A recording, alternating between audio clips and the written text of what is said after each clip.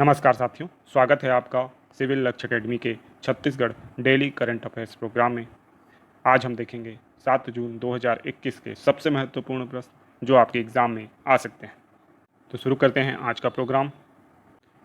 पहला क्वेश्चन है, मुख्यमंत्री वृक्षारोपण प्रोत्साहन योजना का औपचारिक शुभारंभ कब से किया गया? तो इसका सही जवाब है 6 जून 2021 से। ठीक है, तो मुख्यमंत्री वृक्षारोपण प्रोग्राम को लेकर विभिन्न न्यूज़ आउटलेट में अलग अलग खबरें छपी। कुछ ने बताया पहले ही कि 1 जून 2021 से शुरू हो चुकी है, फिर उसके बाद ऐसा बताया गया कि 5 जून को इसकी का शुभारंभ होना है, लेकिन औपचारिक रूप से ये शुरू हुआ है 6 जून 2021 को। अगर इसकी पुष्टि आपको करना है तो सीएमओ छत्तीसगढ़ जो ऑफिशियल पेज है छत्तीसगढ़ शासन का फेसबुक पे, वहाँ पे आप देख सकते हैं कि 6 जून 2021 को इसकी शुरुआत की गई है, दिन रविवार को। ठीक है, तो याद रखिएगा, बहुत महत्वपूर्ण योजना है। अब इस योजना के प्रावधान क्या हैं?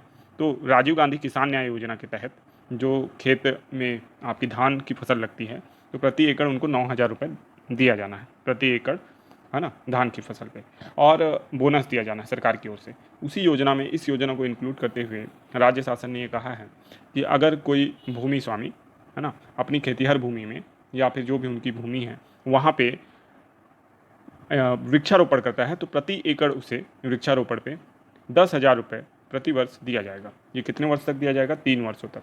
ठीक है, तो अगर आप वृक्षारोपण करते हैं अपने खेत में, है ना, तो आपको इस योजना का लाभ बिल्कुल मिलेगा। प्रति एकड़ 10,000 रुपये का जो बोनस है आपके अकाउंट में राज्य शासन द्वारा डलवाया जाएगा। ठीक है, और ऐसा कितने वर्ष तक राज्य शासन करेगी? 3 वर्ष तक करेगी। ठीक है, तो इससे वृक्षारोपण को बहुत ज़्यादा प्रोत्साहन मिलेगा। हार्टिकल्चर और बागवानी को भी प्रोत्साहन मिल सकता है। मान लीजिए आपने फलदार वृक्ष लगाए तो उसका भी लाभ आपको मिलेगा। ठीक है, नेक्स्ट क्वेश्चन है, किस स्थान पर जैव विविधता उद्यान स्थापित किया जाएगा? तो इसका सही जवाब है फुंडा दुर्ग। फुंडा दुर्ग में जैव विविधता उद्यान स्थापित किया जाएगा। ठीक है, तो इसको बहुत अच्छे से याद रखिएगा। और इसकी भी घोषणा जो हुई है मुख्यमंत्री जो वृक्षारोपण प्रोत्साहन योजना के कार्यक्रम के दौरान भी ही हुई, और इसके लिए भी जो भूमि आवंटन है वो कर दिया गया है। ठीक है, और साथ ही साथ जो बजट आवंटन है वो भी कर दिया गया है। तो फुंडा दुर्ग में जैव विविधता उद्यान खोला जाना है। एकदम स्पष्ट रूप से इसे याद रखना है, इंपॉर्टेंट क्वेश्चन हो सकता है ये। नेक्स्ट क्वेश्चन है, कोरोना वॉरियर्स पार्क कहाँ स्थापित किया जाएगा? तो इसका सही जवाब है पुलिस लाइन दुर्ग। तो corona warriors park police line Durg में स्थापित किया गया है। ठीक है, और इस पार्क में अंतर्राष्ट्रीय पर्यावरण दिवस के दिन बहुत से वृक्षारोपण कार्यक्रम को संचालित किया गया। ठीक है, और जो हमारे कोरोना वॉरियर्स थे, पुलिस वाले जो पुलिसकर्मी थे, जो इस कोरोना की लड़ाई में अपनी जीवन की जंग हार गए, ठीक है, या कह सकते हैं शहीद हो गए, तो उन यानी पुलिस वालों की याद में और उनके सम्मान में ये पुलिस लाइन में ये पार्क बनाया गया है, जो कि बहुत ही अच्छी पहल है पुलिस प्रशासन की। इससे निश्चित तौर पे पुलिसकर्मियों का मनोबल ऊंचा होगा। नेक्स्ट क्वेश्चन है, बटरफ्लाई ट्रेजर ऑफ छत्तीसगढ़ नामक पुस्तक का विमोचन किसने किया? ऑप्शन ए महामहिम अनसुईया उइके जी, राज्यपाल छत्तीसगढ़; श्री भूपेश बघेल जी, मुख्यमंत्री छत्तीसगढ़; श्री टी.एस. सिंहदेव जी, स्वास्थ्य मंत्री छत्तीसगढ़, या इनमें से कोई नहीं। तो इसका सही जवाब है श्री भूपेश बघेल, मुख्यमंत्री छत्तीसगढ़। इन्होंने बटरफ्लाई ट्रेजर ऑफ छत्तीसगढ़ पुस्तक का विमोचन किया। ये कार्यक्रम भी दिन रविवार को हुआ, जो कि मुख्यमंत्री वृक्षारोपण प्रोत्साहन योजना कार्यक्रम के अंतर्गत ही था। ठीक है, तो इसको भी आपको याद रखना है। नेक्स्ट क्वेश्चन है, खाद्य प्रसंस्करण हेतु इंक्यूबेशन सेंटर सॉरी खाद्य प्रसंस्करण हेतु इंक्यूबेशन सेंटर कहाँ खोले जाएंगे? रायपुर, बस्तर, उपरोक्त दोनों, या इनमें से कोई नहीं। तो इसका सही जवाब है उपरोक्त दोनों, यानी रायपुर और बस्तर दोनों जगह खोले जाएंगे। इसके अलावा देश में खाद्य प्रसंस्करण उद्योग को बढ़ावा देने के लिए भारत सरकार द्वारा प्रधानमंत्री सूक्ष्म खाद्य उद्योग उन्नयन योजना के तहत छत्तीसगढ़ के इंदिरा गांधी कृषि विश्वविद्यालय को राज्य स्तरीय तकनीकी संस्था के रूप में चयनित किया गया है। तो ये भी बहुत इंपॉर्टेंट है। ठीक है, इसको भी आप याद रखिएगा कि इंदिरा गांधी कृषि विश्वविद्यालय को राज्य स्तरीय तकनीकी संस्था के रूप में चयनित किसने किया है? केंद्र सरकार ने किया है। किस योजना के तहत? प्रधानमंत्री सूक्ष्म खाद्य उद्योग उन्नयन योजना के तहत। ठीक है, नेक्स्ट क्वेश्चन है, ease of doing business report 2020 में छत्तीसगढ़ का कौन सा स्थान दिया गया था? 5वां, 6वां, 7वां या 8वां? तो इसका सही जवाब है छठवां। देखिए विभिन्न प्रकार के योजनाएं और उद्योग को छत्तीसगढ़ में बढ़ावा दिया जा रहा है, बहुत सारे औद्योगिक केंद्र यहाँ खोले गए हैं, ठीक है। तो उसी क्रम में आपको ये भी पता होना चाहिए कि ईज़ ऑफ डूइंग बिजनेस की रिपोर्ट में छत्तीसगढ़ का कौन सा स्थान था, इसलिए क्वेश्चन दिया गया है आपको। कोदो का समर्थन मूल्य कितना रखा गया है? तो इसका सही जवाब है 3,000 रुपये प्रति क्विंटल। देखिए रिपीटेड क्वेश्चन है, लेकिन न्यूज़ में आते रहता है कि कोदो की खरीदी चालू है ऐसा, तो उसके हिसाब से इस क्वेश्चन को फिर से आपको रिपीट कराया गया है। बहुत इंपॉर्टेंट क्वेश्चन है ये, बिल्कुल एग्जाम में आने की बहुत चांसेस है इसका, है ना। अक्सर ऐसे क्वेश्चन को पूछ लिया जाता है एग्जाम में। जैसे तेंदुपत्ता को कई बार पूछा है कि उसका प्रति मानक बोरा कितना रुपये है, तो वो 4,000 प्रति मानक बोरा है, तो वो तो आपको पता है, ठीक है। इसको भी याद रखिएगा कि 3,000 रुपये प्रति क्विंटल कोदो का समर्थन मूल्य है, ठीक है।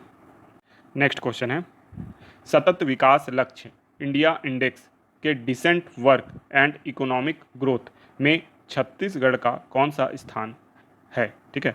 तो ये एसडीजी रिपोर्ट जो 2021 की आई है, India index SDG 2021 India index, तो उसी के अंतर्गत ये क्वेश्चन है। तो इसका सही जवाब है ऑप्शन बी 8वां, ठीक है। तो सतत विकास लक्ष्य इंडिया इंडेक्स में जो इकोनॉमिक ग्रोथ और डिसेंट वर्क की कैटेगरी है, वहाँ पे छत्तीसगढ़ ने 8वां स्थान प्राप्त किया है। 64 अंक मिले हैं छत्तीसगढ़ को इस गोल में, और परफॉर्मर की कैटेगरी है, ठीक है। अगर आपको ये एसडीजी इंडेक्स को पूरी तरीके से समझना है तो टेलीग्राम ग्रुप है हमारा सिविल लक्ष्य एकेडमी के नाम से, तो वहाँ आप जाके एसडीजी रिपोर्ट को पढ़ सकते हैं, वहाँ पे डली हुई है एसडीजी रिपोर्ट, ठीक है। और साथ ही साथ पिछले कुछ वीडियोस को अगर आप श्रृंखला वाइज देखें, जब से एसडीजी रिपोर्ट आई है तब से हम इसके कुछ क्वेश्चंस को कवर करते हैं हर वीडियो में, तो आपको समझ में आएगा कि विभिन्न जो रैंकिंग है, जो देखिए एसडीजी के तहत जो 16-17 गोल हैं, उसमें से 15 गोल जो छत्तीसगढ़ के ऊपर लागू होते हैं, उनके ऊपर हम क्वेश्चन लगातार बना रहे हैं और आपको जानकारी उस पर मिल जाएगी, ठीक है। अब देखते हैं छत्तीसगढ़ सामान्य ज्ञान के कुछ प्रश्न। चित्रकोट जलप्रपात किस नदी पर स्थित है? तो ये बड़ा आसान क्वेश्चन है, आपको पता भी होगा। इसका सही जवाब है इंद्रावती नदी। देखिए चित्रकूट जलप्रपात जो है बहुत ही फेमस जलप्रपात है, इसे भारत का नियाग्रा कहा जाता है। सबसे चौड़ा जलप्रपात है ये, न केवल छत्तीसगढ़ बल्कि भारत का भी, ठीक है। इसकी जो चौड़ाई लगभग 300 फीट है और यह इंद्रावती नदी में स्थित है, ठीक है। तो इसको याद रखना है। और इसके साथ ही साथ बस्तर में ये स्थित है। बस्तर के अन्य जलप्रपातों में तीरथगढ़ जलप्रपात जो है बहुत फेमस है, बहुत सुंदर जलप्रपात है, मुनगाबहार नदी पे है, जो कि कांगेर नदी की सहायक नदी है, ठीक है। और कांगेर नदी किसकी सहायक नदी है? कल हमने देखा था, सबरी नदी की सहायक नदी है, ठीक है। तो इस श्रृंखला को भी आपको याद रखना है। और तीरथगढ़ जलप्रपात की खास बात क्या है? ये छत्तीसगढ़ का सबसे ऊंचा जलप्रपात है अभी तक राज्य शासन के आंकड़ों में, और इसकी ऊंचाई लगभग 300 फीट है। और फिर कांगेर धारा जलप्रपात भी बस्तर में है, कांगेर नदी पे है। तामड़ा घूमर जलप्रपात भी बस्तर में है। यह जलप्रपात बस्तर की कश्मीर कही जाने वाली विंता घाटी में स्थित है ना। बस्तर की कश्मीर कौन सी घाटी कहलाती है? विंता घाटी। और वहाँ पे कौन सा जलप्रपात स्थित है? तामड़ा घूमर। इसके अलावा बस्तर में चित्रधारा, महादेव घूमर और मड़वा जलप्रपात भी स्थित है। तो ये संपूर्ण जानकारी आप बस्तर के जलप्रपातों की याद रखिएगा। नेक्स्ट क्वेश्चन है, गुप्तेश्वर जलप्रपात किस नदी पर स्थित है? सबरी नदी, महानदी, इंद्रावती नदी या कुटरी नदी? इसका सही जवाब है सबरी नदी पर। तो गुप्तेश्वर जलप्रपात किस नदी पर स्थित है? सबरी नदी पर स्थित है, इसको याद रखना है आपको, ठीक है। और ये सुकमा जिले में है।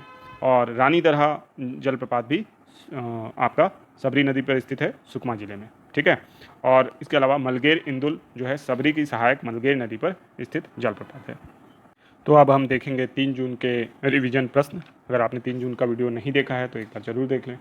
और ये वीडियो अब तक हमारा सर्वाधिक देखा गया वीडियो है, तो अच्छा लगता है जब आप इस तरीके से प्यार देते हैं, ठीक है। तो बहुत पसंद किया आपने इस वीडियो को। चलिए देखते हैं इसके रिवीजन प्रश्न। तो माउंट एवरेस्ट फतह करने वाली छत्तीसगढ़ की पहली महिला पर्वतारोही कौन है? तो नैना सिंह ढाकड़। उनका नाम जब भी मैं सुनता हूँ तो दंगल फिल्म का कैसी ढाकड़ है वाला गाना याद आ जाता है। नैना सिंह ढाकड़ किस जिले की निवासी हैं? तो ये बस्तर जिले की निवासी हैं। नेक्स्ट क्वेश्चन है, प्रदेश में हाउसिंग बोर्ड गरीबों एवं मिडिल क्लास के लिए 1 लाख मकान किस योजना के तहत बनाएगा? तो राजीव नगर योजना के तहत। राजीव नगर योजना के तहत सर्वाधिक मकान किस जिले में बनाए जाएंगे? तो रायपुर में। छत्तीसगढ़ हाउसिंग बोर्ड के चेयरमैन कौन हैं? तो कुलदीप जुनेजा जी हैं। तो आज आपके लिए 2 होमवर्क प्रश्न हैं। पहला है, छत्तीसगढ़ राज्य के पहले पर्वतारोही कौन हैं जिन्होंने एवरेस्ट पर फतह हासिल की? नैना सिंह ढाकड़, यासी जैन, राहुल गुप्ता या इनमें से कोई नहीं। नेक्स्ट क्वेश्चन है, नैना सिंह ढाकड़ को रेस्क्यू करने कौन सी पर्वतारोही गई थी? दीपा मलिक, यासी जैन, सोनल मानसिंह या इनमें से कोई नहीं। तो तो इन दोनों का क्वेश्चंस का जवाब आप जरूर दीजिएगा कमेंट बॉक्स में। इसके अलावा इस वीडियो को लाइक शेयर करना ना भूलें। साथ ही साथ हमारे चैनल को अगर आपने सब्सक्राइब नहीं किया है तो सब्सक्राइब कर लें। आपका दिन शुभ हो। धन्यवाद।